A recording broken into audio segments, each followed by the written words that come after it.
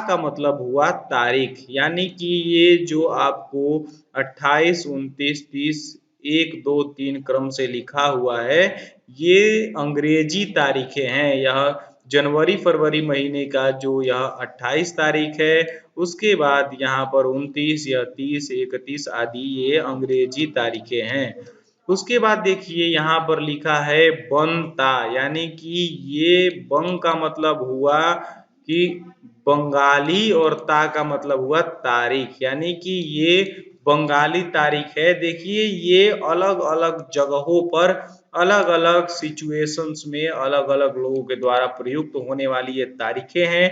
यहाँ पर ये बंगाली तारीखें 13, 14, 15, 16 ये क्रम से दिया हुआ है। यहाँ पर आपको देखिए यहाँ अंग्रेजी तारीख दिया हुआ है, यह 28 तारीख। यहाँ 28 तारीख से जब आप आगे की ओर इस तरह से मिलाते हुए आएंगे तो आपको यहाँ पर देख पा रहे हैं यह क्रम से इस प्रकार से लिखा हुआ है।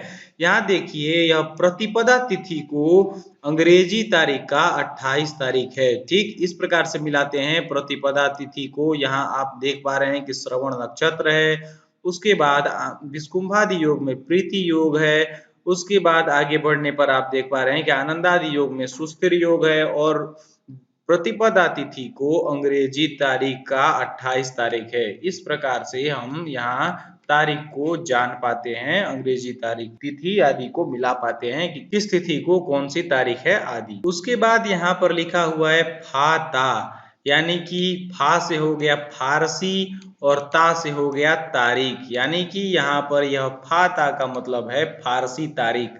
और नीचे आप देख पा रहे हैं यह 14, 15, 16, 17, 18, 19 यह जो क्रम से लिखा हुआ है ये फारसी तारीखें हैं। तो आप इस प्रकार से मिला सकते हैं कि 28 अंग्रेजी तारीख को 14 फारसी तारीख है और 13 बंगला तारीख है। और इसी के साथ साथ इधर से मिलाते हुए आएंगे तो प्रतिपदा तिथि को 14 फारसी तारीख, यानी फारसी तारीख का 14 तारीख है जिस दिन प्रतिपदा तिथि पड़ रही है। इस प्रकार से आप मिला सकते हैं, जान सकते हैं।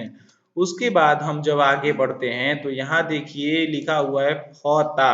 इसका मतलब हुआ यह फ का मतलब फसली और ता का मतलब तारीख। ये जो आप क्रम से देख पा रहे हैं 1, 2, 3, 4, 5, 6, 7 ये क्रम से ये फसली तारीखें लिखी हुई हैं, जो कि अलग अलग जगह पर कहीं फसली तारीखों का व्यवहार होता है, कहीं अंग्रेजी तारीख का, कहीं बंगला तारीख का।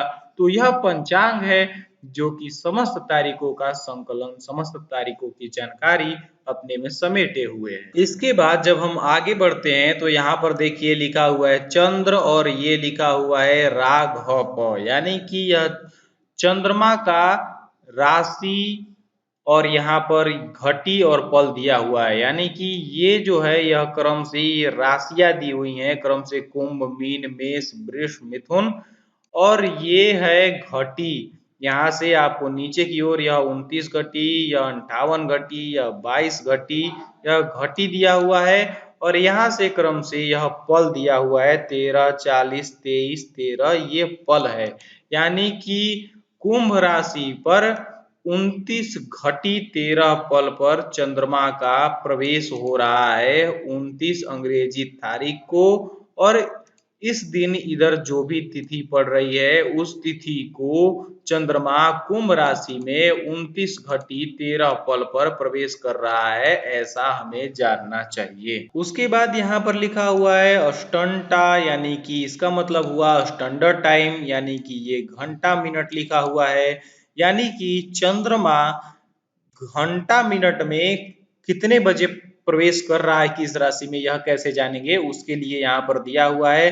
ये देखिए यहाँ पर दिन, प्रातः, दिन, रात्रि आदि लिखा हुआ है, और यहाँ पर लिखा हुआ है घंटा, यानी कि 5 बज करके, यहाँ 4 बज करके, 2 बज करके, 8 बज करके, और यहाँ पर लिखा हुआ है मिनट, यानी कि 5 बज करके 6 मिनट, 4 बज करके 58 मिनट, 2 बज करके 25 मिनट। इस प्रकार से यानी कि यहाँ देख पा रहे हैं आप कि कुंभ राशि में 29 घटी 13 पल पर चंद्रमा का प्रवेश हो रहा है। इस तिथि को, यानी इसके सामने जो तिथि पड़ेगी द्वितीया तिथि को, यहाँ पर तो आप जान पाएंगे कि दिन में 5 बज करके 6 मिनट पर कुंभ राशि में चंद्रमा का प्रवेश हो रहा है द्वितीया तिथि को। आप इस प्रकार से स्टैंडर्ड टाइम में इसे जान पाएंगे। यहाँ से देखिए आप घटी पल में नहीं समझ पाएंगे, उसके लिए यहाँ से आप जान पाएंगे कि दिन में 5:06 पर कुंभ राशि में चंद्रमा का प्रवेश हो रहा है। इस तिथि को यदि यहाँ द्वितीया तिथि है सामने,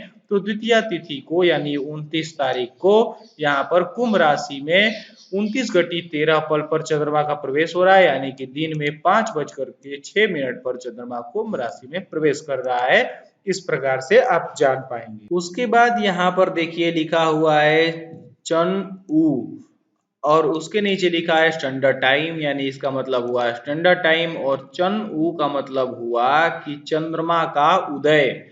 अब देखिए यहाँ पर चंद्रमा का उदय दिया हुआ है, रात्रि में कितने बजे चंद्रमा का उदय हो रहा है उसे यहाँ पर स्टैंडर्ड टाइम यानी कि घंटा मिनट में दिया हुआ है। यानी कि रात्रि में 7:20 पर चंद्रमा का उदय हो रहा है। आज अंग्रेजी तारीख के 28 तारीख को चंद्रमा का उदय रात्रि में 7:20 पर हो रहा है। इस प्रकार से आप जान पाएंगे। उसी प्रकार से 29 तारीख को 8:0 पर यानी कि 8 बजे चंद्रमा का उदय हो रहा है रात्रि में। देखिए चंद्रमा का उदय कभी भी रात्रि में होगा, तो यहाँ पर आप सीधे सीधे इससे रात्रि समझे। यहाँ देखिए 30 तारीख को 8:37 पर चंद्रमा का उदय हो रहा है। इसी प्रकार से 3 तारीख को रात्रि में आपको 11 बजे चंद्रमा का उदय हो रहा है, यहाँ देखिए 11 बजे। उसी प्रकार से 5 तारीख को 12:21 पर चंद्रमा का उदय हो रहा है। आप यहाँ से जान सकते हैं कि रात्रि में चंद्रमा का उदय कब हो रहा है। यहाँ देखिए आपको जब कृष्ण पक्ष हो तो हमेशा चंद्रमा का उदय दिया रहेगा। यहाँ पर देखिए यहाँ चन ऊ लिखा है ना, तो जब भी कृष्ण पक्ष होगा तो आपको चंद्रमा उदय दिया होगा, और यदि आप शुक्ल पक्ष में जाएंगे तो वहां चंद्रमा का अस्त दिया होगा। यहाँ देखिए श्रावण कृष्ण पक्ष है तो यहाँ पर चंद्रमा का उदय दिया हुआ है, लेकिन आप जब शुक्ल पक्ष में रहेंगे तो यहाँ चन अ लिखा रहेगा, यानी कि चंद्रमा का अस्त, कब चंद्रमा अस्त हो रहा है। उसके बाद देखिए यहाँ पर लिखा हुआ है सु ऊ। यहाँ सु से है सूर्य और ऊ से है उदय, यानी कि यहाँ पर आपको सूर्योदय लिखा हुआ है, वो भी स्टैंडर्ड टाइम में। यानी कि आज के दिन यानी कि 28 तारीख को 5:25 पर प्रातः काल में सूर्योदय हो रहा है। ये तो सर्वविदित है कि सूर्योदय प्रातः काल में ही होता है, सुबह के समय में ही होता है, इसलिए यहाँ पर रा दी प्रा सा ये सब नहीं दिया हुआ है। यानी कि सुबह में 5:25 पर सूर्योदय हो रहा है। अब यह पंचांग जहां पर है वहां पर सूर्योदय 5:25 पर हो रहा है। यानी यदि यह काशी का पंचांग है तो काशी में 5:25 पर सूर्योदय हो रहा है 28 तारीख को। इस प्रकार से हमें सूर्योदय का ज्ञान पंचांग से करना चाहिए। इसी प्रकार से 3 तारीख को 5:28 पर सुबह में सूर्योदय हो रहा है। इस प्रकार से आप यहाँ से सूर्योदय का ज्ञान कर सकते हैं। उसके बाद यहाँ पर लिखा हुआ है सु अ, यानी कि सूर्य अस्त, स्टैंडर्ड टाइम में उसका मान दिया हुआ है। यानी कि 28 तारीख को शाम को 6:44 पर, यहाँ देखिए 6:44 लिखा हुआ है, यानी कि 28 तारीख को शाम को 6:44 पर सूर्य अस्त हो रहा है। इसी प्रकार से यहाँ पर देखिए 31 तारीख को 6:43 पर सायंकाल में सूर्य अस्त हो रहा है। यह सर्वविदित है कि सायंकाल में ही सूर्य अस्त होता है, इसलिए यहाँ पर सा प्रा आदि नहीं लिखा हुआ है। 6:42